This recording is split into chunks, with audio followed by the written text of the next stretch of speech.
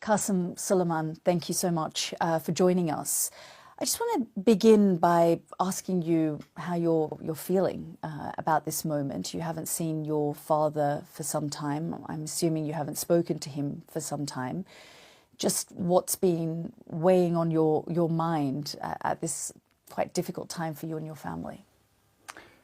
I mean, it's quite easy to feel quite helpless recently. I mean, we can't do that much. A lot of the efforts we've made have been in vain, or they've in fact kind of made things worse on that end. So when it comes to Pakistan, it's easy to just kind of feel helpless and quite far away from everything. But at the same time, right now, because things are so bad, we're somewhat desperate. So we'll do whatever. That's why kind of, we're here. When you say it's gotten worse, what do you mean? Every time you speak up about it, what happens? So when we spoke up last time, I remember there was a period where, in fact, after the Marion Naufel interview, the first one we did, there was a long stretch where we didn't speak to him. I think it was about 3 months. The next time we spoke to him was just after a different interview, and then it then went 4 months since we spoke to him again. And I think they basically wanted to say, oh, look, we're allowing him conversation, but straight after that, with us, which the court orders, but they never really adhere to. Straight after that, then they go back on the blackout, and now it's the worst blackout it's ever been for him. I mean, he's completely isolated. We heard today they don't even allow the guards to communicate with him. It's all kind of psychological torture tactics, and it's got so bad where I think he had something like, it was like 20 minutes outside, outdoors a day or something like that, and as well as that, no contact with family, no contact with personal physicians or anything like that. So they use all of these different tactics to try and completely isolate him. No books, that's a brutal one for him. So yeah, all of these different tactics they use just to try and break him, but he's very tough to break. Yeah, and especially since on Friday, a spokesperson from the army held a press conference essentially announcing that he's now officially in full isolation. But since the last visit that he got from his family, which was the first one he'd had for a whole month, he wasn't allowed to any visits for the whole of November. And according to international law, any over 15 days of solitary confinement is considered psychological torture. And yeah, since that press conference, he's essentially been officially put in isolation, and not just that, he was labelled mentally ill, delusional, and a national security threat. So that's all pretty stressful for us and kind of made us want to contribute more. This defence minister, by the way, was lying through his teeth through the interview. I'll openly say it, because he was saying we had regular contact with our father. He was like, "Oh, come, they can come and visit." They'd said earlier that we get arrested if we go over there. So it's just filled with contradictions. They, in the interview, contradict themselves, saying that India are controlling his Twitter, and then he says, "Oh, but he has Twitter access from his cell." So he's just. If you have any common sense, you can see the man's just lying through his teeth. They're the scum of the earth, these people. They're the lowest of the low. So another thing that frustrates me while I'm on it is the comparisons people draw between our father and other politicians who have also been to jail. They say, oh, these Pakistani politicians, they're always in and out of jail. They're in jail for about 3 months at max. Then they take a deal, they have no integrity, they take a deal, they go to England, a few years later the army says you can come back, and then they're suddenly back in power or around power. He's been in a solitary confinement cell for over 2 years where he's had filthy water, he's around inmates who are dying of hepatitis, the conditions are disgusting, and also he's completely isolated from any human contact. Anyone who was corruptible would take any of these deals that they've offered him, coming to England or going into house arrest. He is, these comparisons with these other politicians are laughable. He would never take a deal and leave all of his other party members in jail to die and fester in these jails. And instead, he stays in those conditions. He's happy to rot if it means that he can move towards his goal of ridding Pakistan of corruption, a goal that he has stated to us a million times. So the comparisons are infuriating, to be honest. I want to ask a little bit more about his conditions in prison. You spoke a little bit about what it's like inside, but what do you know about how he's coping in there, solitary confinement? If you can describe to us what that's like inside there and how he's doing. I mean, he's a 73-year-old man as well. Who's been shot 3 times in the past few years. He, as well as that, I mean, I said that the water's filthy, the food's nowhere near up to scratch. The only doctors he sees are these kind of military doctors. He's not able to see personal physicians or anything like that. And then also, yeah, what I said about daylight. I mean, he's inside a cell for 23 hours. I think he gets max an hour, if that. I think he was getting around 20 minutes recently. So the conditions are awful.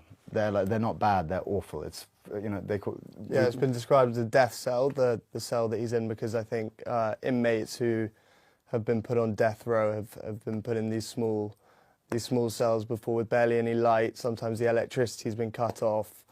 Dirty water, as Carson was saying, and just completely substandard conditions that don't meet international law for any sort of prisoner. So what went through your minds when you saw the images of him that were circulating on social media, that perhaps he'd died or he'd been killed? There were all sorts of rumours swirling because, of course, there was no family contact, even though every Tuesday family members, based on the court, are supposed to see him and make contact with him, and they hadn't for several weeks. Yeah, incredibly stressful, obviously. Yeah, I went straight onto kind of my family group chat, because that's the only reliable source that we have on the ground in Pakistan, but even they couldn't really answer us, because they tried to reassure us by saying I'm sure they won't touch him, but they couldn't confirm anything because no one was allowed to see him for the whole month of November. So it was only a couple of weeks ago that one of my aunts was allowed to go and see him, and then since then it's been this almost official isolation that's been announced. So, and I mean, for us, it's like, I always say, like, we kind of compartmentalise quite effectively, because you have to do that if you can't constantly think that your father's in a solitary confinement cell getting tortured. But I remember it's just you go on Twitter and suddenly you see just Imran Khan dead, his body being transferred to this. It's like, it's obviously very jarring, and it obviously pulls you out of whatever you're trying to do in your normal life, especially how helpless we are over here, not able to do much at all. So it's not ideal at all. And what did your aunt say about seeing him after that period, when that started to generate a lot of headlines and the international media got involved, the international community got involved? Suddenly she was allowed to see him again. What did she say about how he was? She reassured us that he was well, and yeah, he seemed healthy and well, but he was furious about the conditions he's being kept in, and he dictated a tweet, I think through her, or maybe, yeah, potentially through her, and I think that tweet has partly led to this reaction from the establishment to completely try and isolate him now. Yeah. I also wonder, you talked about the fact that, you guys have been warned not to come, even though the Defence Minister said you're welcome to come and you can visit him. Have you guys tried? Have you tried to engage with the Pakistani government to allow you to go and see your father? Yeah, we're now planning, because they said it openly, so unless they go against their word again, then we should be hopefully going in January. We applied for our visas, but we were, it hasn't come through yet. We're expecting it to come through, so we're planning a trip in January. And do you guys miss Pakistan? Going there and spending time? Loads. The whole time. The mountains was our favourite. As in, we'd go up to the mountains, we'd drive about 6 hours up from Islamabad up into the mountains, and then we'd go on these long 7-hour walks up to this place, Nathiagali, and we would it's like the most beautiful place you can imagine. With kind of, it reminds me of when you watch King Kong, that Skull Island where you have all of these massive insects. There were slugs this Oh big. my There were gosh. these wasps that didn't sting you with these big snakes. The whole thing, it's like a kind of fairy tale land. It's my favourite place, and we haven't been able to go up there in years. In about 7 years, Wow. we would go at least once a year, if not more. And if you do see him, what are you likely to say? I mean, you talk about the, corrupt Pakistani politicians cutting deals. Do you think that you would say, look, you've spent this time in prison, you've done your time, perhaps look at cutting a deal? No, never, never, because he what you have to understand is we grew up with him going in, head first into these kind of dangerous situations, and it's hard to understand why we would, be okay with it. But it's his life. It's literally his passion and his goal. He calls it his life purpose, is to help Pakistan rid it of corruption, rid it of these crooks who are currently running it and driving it into the ground. And so if he just took a deal and came over to us and lived in England, I know there would be this kind of this burning desire and this aching that he's has left his country for dead, and he'd be depressed, to be honest. I know he would. And so from a young age, I realized it from a young age that this is his goal, and we, as much as we'd love to have our father watching all of our kind of cricket matches or football matches over here, he has a purpose which is far greater. So you can only respect it. And I want to ask about that. I mean, growing up, what was he like as a father?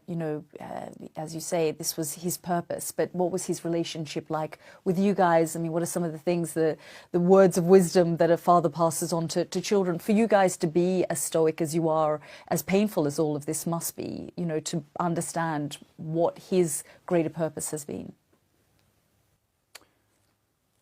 So I mean, so much. So obviously we would play cricket either in Pakistan. He taught us, how to play cricket. How to, he was very present. We were with him a lot of our lives. Every holiday we would go to Pakistan, and then, half terms and things. Sometimes he would come over here, and this is where he would perch up. This is our grandmother's house on our mother's side, and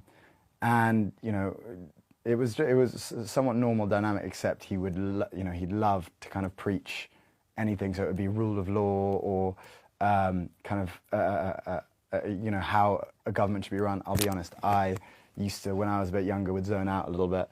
It wasn't my kind of favourite point of, a topic, and I prefer to kind of watch something interesting. Whereas Suleiman and him would be in these long debates about politics, religion, and he would love it. But he is a natural lecturer, so millions of lessons. But that's what makes it all the more frustrating when people call him corrupt, because why would he be preaching this kind of stuff to a 6-year-old and a 4-year-old who don't even understand what corruption means, or we did, but why would you preach that to someone at such a young age if it wasn't your passion, if it wasn't everything, it wasn't everything that he stood for? What were some of those heated discussions and debates? What were the kind of questions that you would ask? Well, yeah, I think it was usually sort of, I was coming from a perspective of growing up in the West, and just like Western values, I suppose, again, versus, I was kind of slightly playing devil's advocate sometimes, but just Western values versus maybe the values of a more conservative Islamic country. And we just have like quite civil debates, and just to help me learn about politics and life in general. Faith as well. That's probably the thing he's most wanted to impress on us growing up. Every time we speak to him on the phone since he's been in prison, that's what he wants to speak about the most. Once sometimes we don't even get to ask him how he is, because he'll just quickly say, "Oh, I'm fine, don't worry about me, but here's the lesson that I want to teach you about such and such." When was the last time that you spoke to him? I mean, Suleiman hasn't spoken to him in, nearly 5 months, around 5 months, since July. I was able to get 5 minutes in before they cut it off about 4 months ago, because I dared bring up the topic of whether we'd be able to get him out of prison, like some basic conversation on strategy, and it just got cut off before Suleiman could even join the call.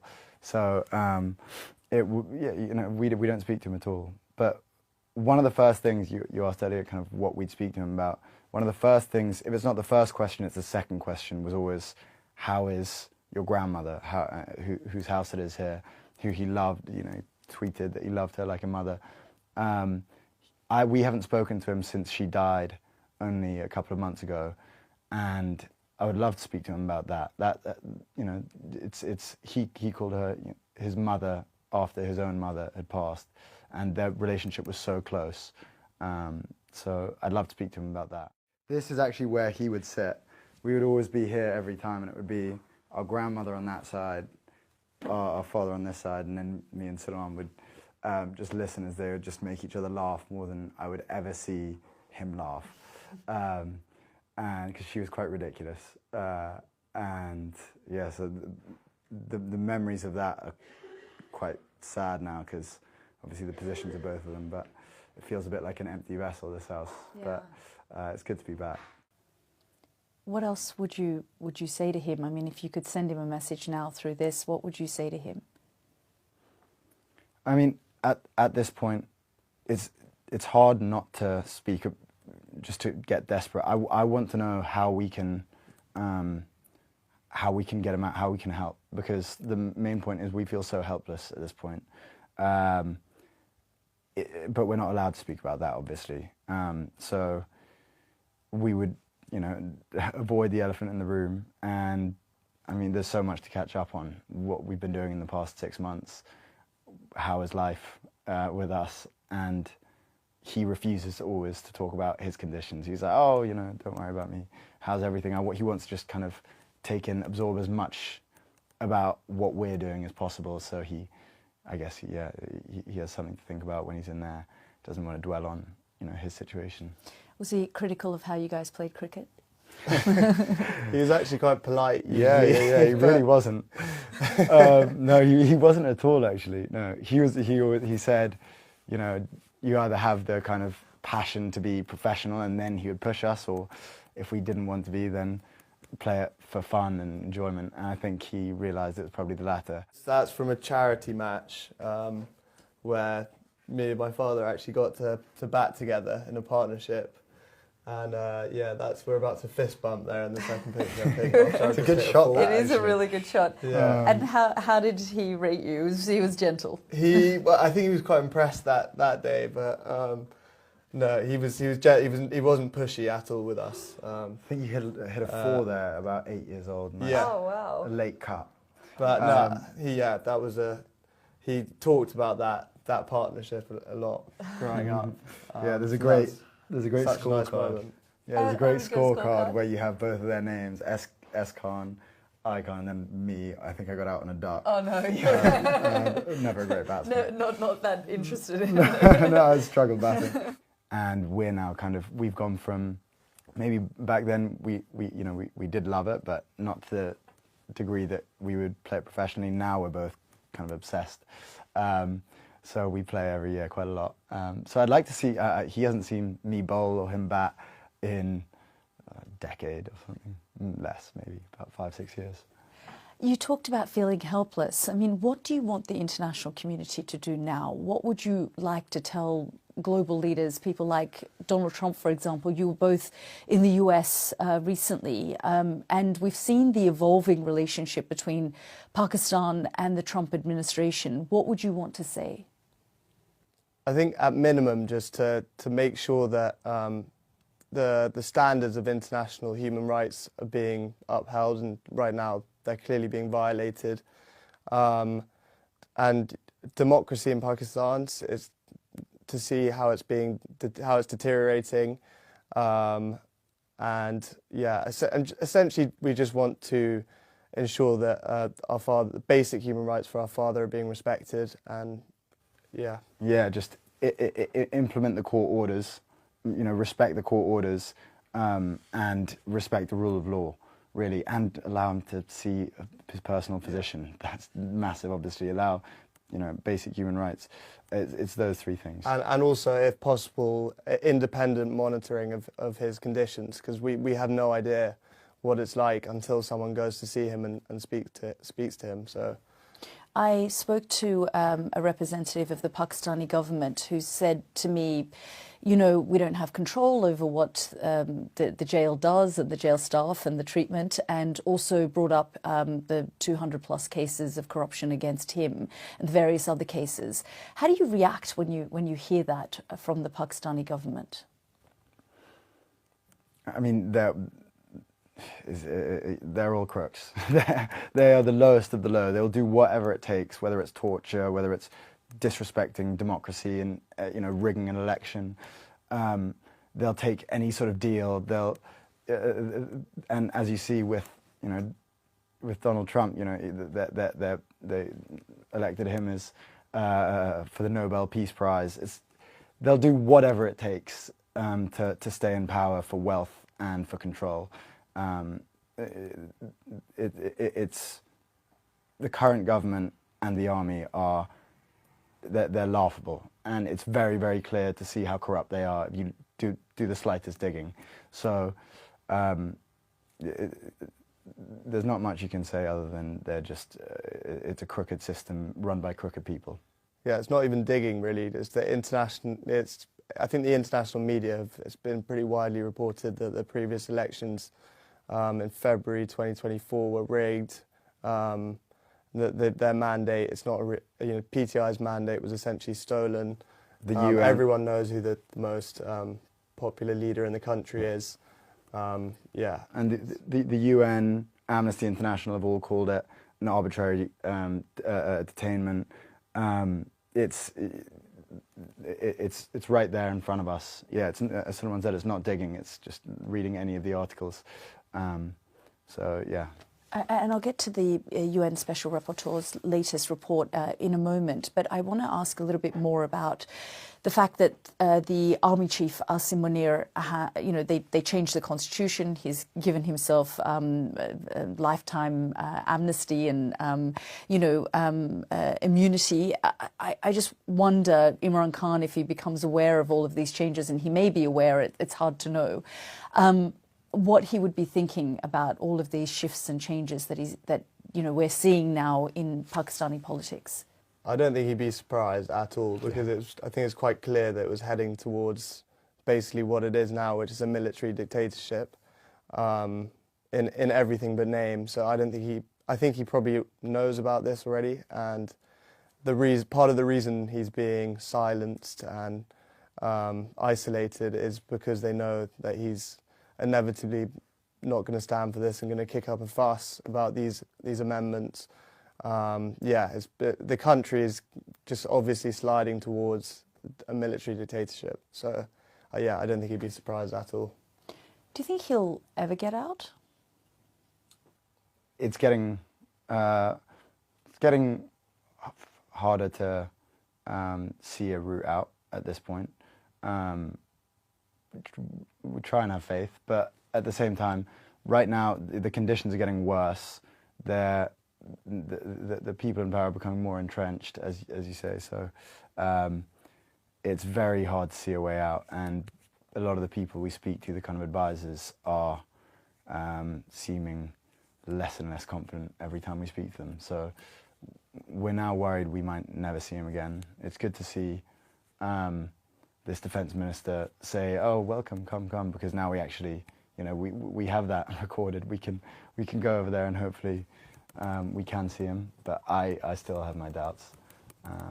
And also the fact that he's not the sort of person who's going to make any compromises or cut a deal. So, at the moment that looks like the only easy route out. But I think international pressure is always an effective way of forcing change in these situations. I wonder on messages, what you would say firstly to the Pakistani government, and what would you say to the Pakistani people? Because, you know, many say that they are too held hostage by corrupt governments and these authoritarians who are changing their constitution, and it's going down a slippery slope of authoritarianism.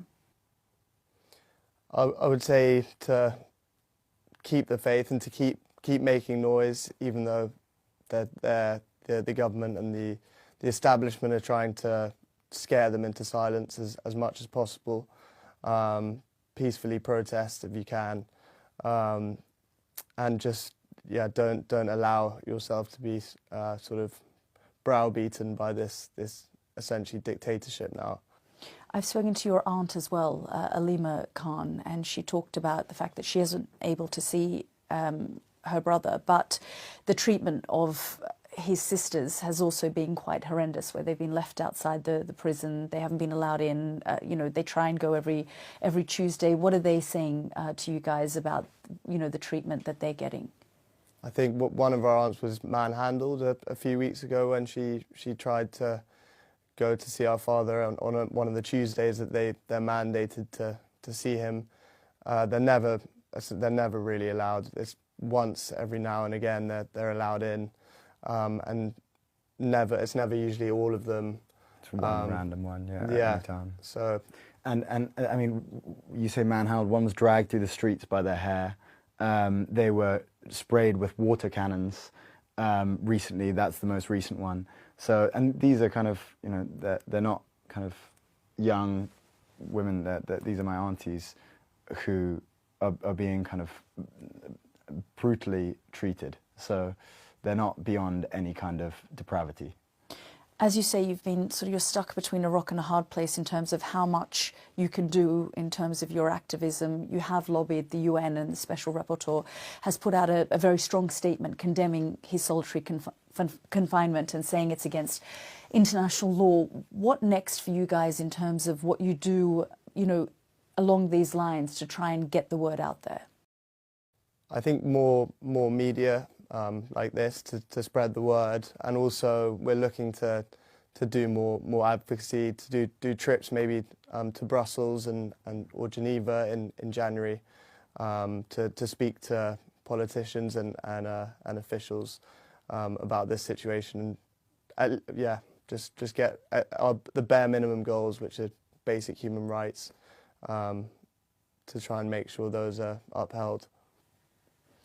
And I guess finally, you know, you talk about when you were little, 4 and 6, the conversations that your father had with you. As you were growing up, did you think you would ever be in this position, lobbying for his release from prison? Because, of course, the path that he was going down was always a dangerous path, you know, going into... There has been no leader of the country, a Prime Minister of Pakistan, who hasn't spent time in prison since the creation of the state. It's always been that murky relationship between civilian government and the military and the intelligence agencies of the country. Did you think that you would be faced with this day? Yes, probably, realistically, because we spent, you know, he especially, my brother, spent a lot of time asking him not to go into politics when there were kind of these dangerous characters killing people consistently. Except there's one really important thing that I want to clarify on that. You know, everyone says, oh, you know, all of these Pakistani politicians, they go to prison. This is just completely different. They're not all tortured in solitary confinement cells and staying there for, you know, upwards of 2 years. It's a completely unique situation, and it's the first time someone with integrity has been put in prison. What do you think they're afraid of? Popularity, yeah. Yeah. He's the most popular person in the country by a landslide. So the moment he's out, there's no chance they'll hold on to power. So they're desperately clinging on to it, however they can. Qasim, Suleiman, thank you both for joining me. Thanks so much. Thanks, Yalda. Thank you.